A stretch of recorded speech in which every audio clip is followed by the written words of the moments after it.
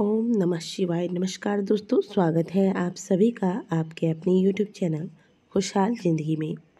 दोस्तों, महादेव को प्रसन्न करने के लिए सोमवार के अलावा प्रदोष व्रत और मासिक शिवरात्रि का व्रत बहुत अधिक महत्वपूर्ण माना जाता है। प्रदोष व्रत हर महीने के कृष्ण पक्ष और शुक्ल पक्ष की त्रयोदशी तिथि को रखा जाता है। त्रयोदशी तिथि के प्रदोष व्रत के प्रभाव से वैवाहिक जीवन में सुख शांति, संतान प्राप्ति, धन लाभ तथा शारीरिक कष्ट हो या मानसिक या भौतिक, जीवन में सभी प्रकार के कष्टों का नाश होता है। यदि जीवन में बहुत ही बुरा समय चल रहा है तो प्रदोष व्रत को अवश्य धारण करना चाहिए। वैशाख का पहला प्रदोष व्रत 17 अप्रैल को रखा जाएगा। इस दिन सोमवार होने से सोम प्रदोष व्रत कहलाएगा। पंचांग के अनुसार वैशाख माह के कृष्ण पक्ष की त्रयोदशी तिथि 17 अप्रैल 2023 को दोपहर 3:46 से शुरू होगी और अगले दिन 18 अप्रैल को दोपहर 1:27 पर समाप्त होगी। प्रदोष व्रत में शाम यानी कि प्रदोष काल में महादेव की तथा माता पार्वती की संयुक्त रूप से पूजा आराधना की जाती है और यह प्रदोष काल आपको त्रयोदशी तिथि में 17 अप्रैल को प्राप्त हो रही है।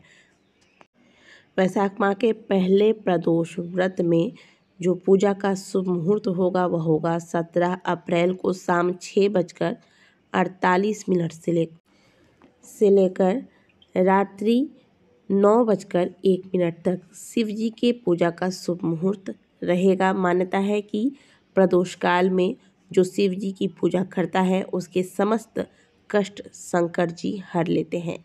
शाम के समय भोलेनाथ का जलाभिषेक करना शुभ माना गया है। इस दिन ब्रह्म और इंद्र योग का संयोग भी बन रहा है। वैशाख सोम प्रदोष व्रत में 17 अप्रैल को सुबह 12:13 से रात 9:07 तक ब्रह्म योग रहेगा और इंद्र योग 17 अप्रैल को रात 9:07 से लेकर अगले दिन यानी कि 18 अप्रैल को शाम 6:10 तक रहेगा। पंचांग के अनुसार इस बार वैशाख मास के सोम प्रदोष व्रत में पंचक का साया भी रहेगा।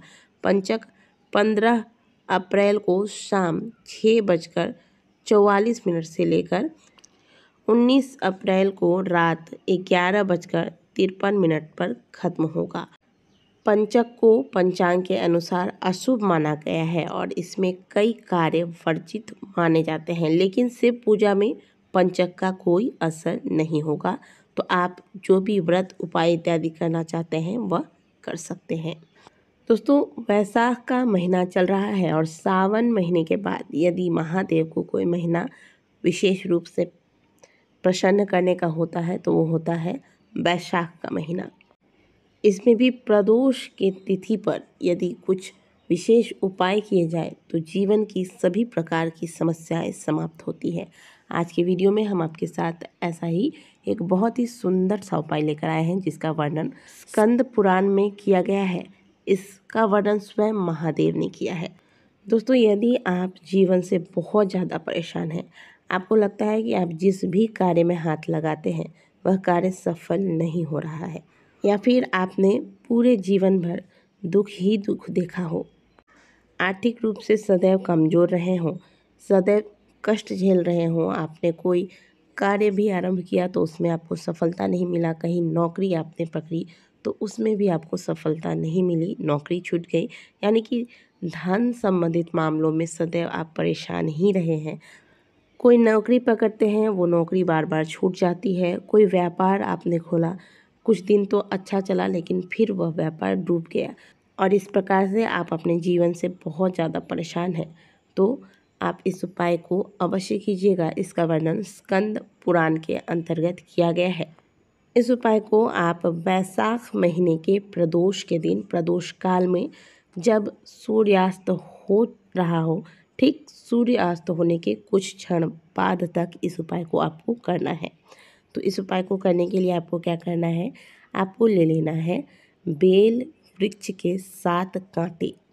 और साथ ही आपको एक धतूरा ले लेना है। धतूरे का फूल नहीं लेना है आपको, धतूरे का फल लेना है।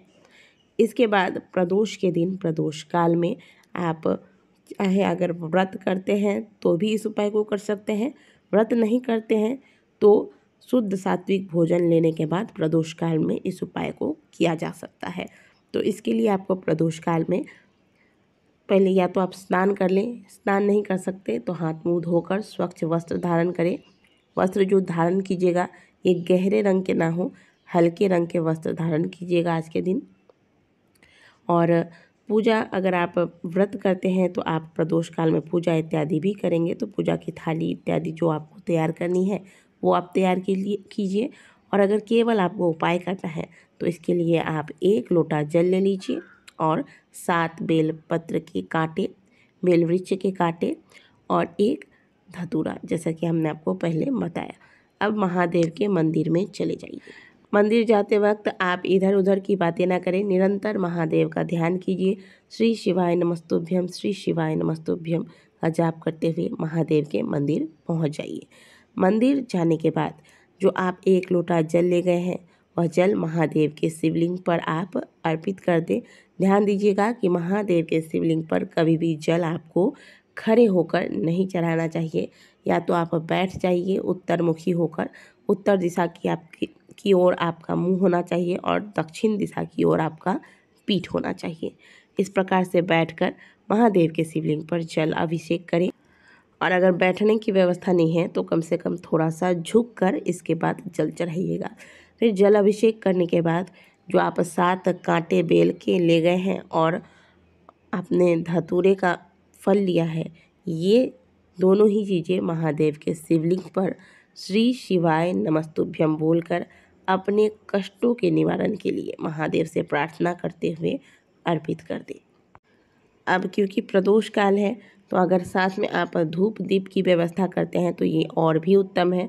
ऐसा नहीं है कि हमें उपाय में हमने ये चीज़ नहीं बताई गई तो हम ये नहीं कर सकते हैं, अवश्य कर सकते हैं। धूप दीप की भी व्यवस्था ले जाएं और एक दीपक महादेव के समक्ष लगा दें, थोड़े से सुगंधित धूप दिखा दें और वहीं बैठकर थोड़ी देर श्री शिवाय नमस्तुभ्यम का स्मरण करें। 5 मिनट 10 मिनट बिल्कुल ध्यान मग्न होकर ऐसे भावना रखें कि आप महादेव के समक्ष बैठकर अपने कष्टों को महादेव के समक्ष रख रहे हैं। इस प्रकार से मंत्र जाप करते हुए महादेव के समक्ष अपने कष्ट निवारण के लिए प्रार्थना करें। स्कंद महापुराण में स्वयं महादेव ने कहा है कि जो भी व्यक्ति वैशाख के महीने में प्रदोष के दिन प्रदोष काल में मेरे शिवलिंग पर सूल यानी कि कांटे मुझे अर्पित करते हैं, उसके जीवन के समस्त कांटों को मैं निकाल देता हूँ। तो ये उपाय अवश्य कीजिएगा। एक तो वैशाख का महीना, ऊपर से आपको सोम प्रदोष की प्राप्ति हो रही है, बहुत ही सुंदर अवसर है, अवश्य इस उपाय को कीजिएगा। देवादिदेव महादेव की कृपा हुई तो आपके जीवन की सभी कष्ट समाप्त होंगे। आशा करते हैं कि दी गई जानकारी अच्छी लगी होगी। वीडियो अच्छी लगी है तो वीडियो को लाइक कीजिएगा, कमेंट बॉक्स में हर हर महादेव अवश्य लिखिएगा। मिलते हैं आपसे अगले वीडियो में, तब तक के लिए ओम नमः शिवाय, हर हर महादेव।